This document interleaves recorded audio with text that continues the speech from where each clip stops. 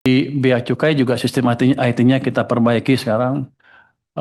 Kita udah beli scanner-scanner baru ditaruh di Jakarta di Pelabuhan Tanjung Perak ya Surabaya. Surabaya, Di Semarang, Semarang bukan di Semarang, Belawan. Belawan juga udah kita ganti. Tapi hanya di sana kan scanning di sana aja udah. Saya mau tarik begitu di scanning dapat gambarnya, dapat langsung ke pusat. Jadi pusat bisa melihat langsung barangnya apa. Dan ada langkah lagi biasanya sih kalau udah dideteksi di lapangan, ditanya harganya berapa, apa pas nggak harganya segala macam. Biasanya di lokasinya di sana di tempatnya di Tanjung Perak atau di Semarang atau di Belawan. Sekarang kita akan tarik ke Jakarta di mana yang memutuskan hanya Jakarta sehingga daerah nggak bisa main-main lagi. Itu sistemnya sedang sedang kita kembangkan. Mungkin Maret tahun depan sudah berjalan dengan penuh. Jadi kita keluarkan cukup banyak sumber daya untuk memastikan itu berjalan. Karena kalau ke Bea Cukai kan sudah clear. Saya bilang ke mereka, kalau Anda nggak bisa perbaikin dalam waktu setahun dari kemarin, ada kemungkinan besar Bea Cukai akan dirumahkan seluruh pegawainya. Kalau tak, jadi mungkin dia dirumahin aja sampai pensiun, nggak dibayar. Nggak tahu dibayar apa nggak? Mau nggak kita bayar lah. Rugi gua kalau bayar loh.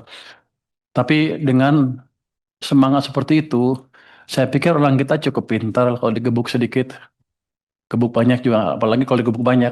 Jadi dengan ke depan harusnya penyelundupan permainan high score akan berkurang secara signifikan. Kalau nol sih nggak mungkin kan kelihatannya ya. Ini kan kita nggak hidup di dunia yang ideal. Akan berkurang secara signifikan. Untuk yang tadi juga yang yang PAME, itu sekarang udah kita panggil tuh pengusaha PAME di seluruh Jakarta, di Indonesia ke Jakarta. Kita bilang ke mereka aturan kita begini, begini, begini. Kita nggak akan deviate dari aturan itu. Anda siap-siap aja. Kalau Anda mau berbisnis terus, ikut aturan kami. Kalau enggak, saya hajar dia. Jadi setiap ada pelanggaran-pelanggaran itu, kami dapat namanya, termasuk yang sibuk-sibuk, yang ribut-ribut di Medsos. medsos tentang Bapres. Kami dapat namanya, kami investigasi pajaknya seperti apa. Ternyata banyak dari mereka nggak bayar pajak. Saya datangin orangnya ke sana untuk suruh bayar pajak. Jadi ini harus fair. Kalau mereka nyerang ya harus bersih. Kalau mereka nyerang-nyerang aja untuk menghindari menutupi kejahatannya, saya hajar dari pajak. Itu ternyata boleh saya main di pajak. Emang nggak bayar pajak.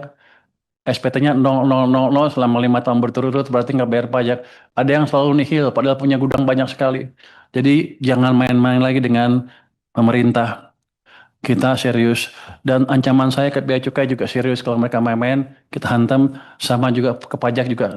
Sebentar lagi akan ada perbaikan yang amat signifikan.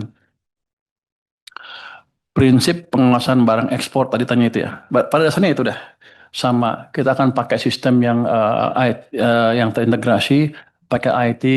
Kita kembangkan juga sistem eh, AI. Ini walaupun saya lihat masih awal, tapi kelihatannya orang-orang kita masih bisa belajar. Kalau dampak ke tadi, gimana kalau nggak berhasil? Ya nggak dapat duit. Kalau berhasil ya positif. Jadi gamenya, expected gamenya positif nih sekarang. Jadi karena sebelumnya belum ada. Yang jelas saya bisa mungkin recover yang tadi kehilangan sebesar 25 triliun yang saya kasih ke industri batu bara. Rupanya industri batu bara cukup canggih sehingga mereka bisa melobi pemerintah pada waktu itu, kalau undang-undang dan DPR, sehingga hal ini bisa lolos. Mungkin waktu itu pemerintah kurang bisa berhitung, ya. Jadi kita dirugikan sebesar itu dan aneh. Jadi ke depan akan seperti itu.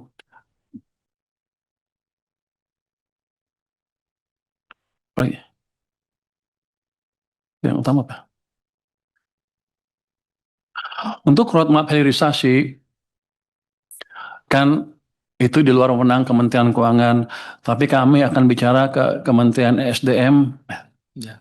ini bosnya Pak Ketua nih, untuk meminta membuat hilirisasi seperti apa ke depan, dan kami siap mendukung 100% langkah-langkah yang akan dibuat oleh beliau. Ada satgas? Ada satgas gitu. Sudah ada satgas hilirisasi, tinggal kita dorong aja. Ada anggota dari kita? Pak Menteri SDM sebagai Saya Pak enggak.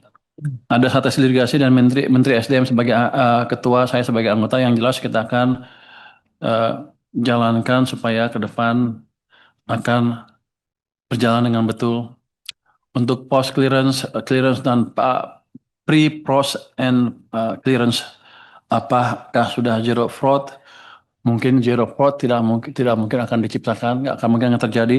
Tapi kita tingkatkan semaksimal mungkin sehingga orang-orang kita tidak bermain-main lagi. Karena saya kasih tahu mereka, kalau mereka main-main risikonya clear sekali.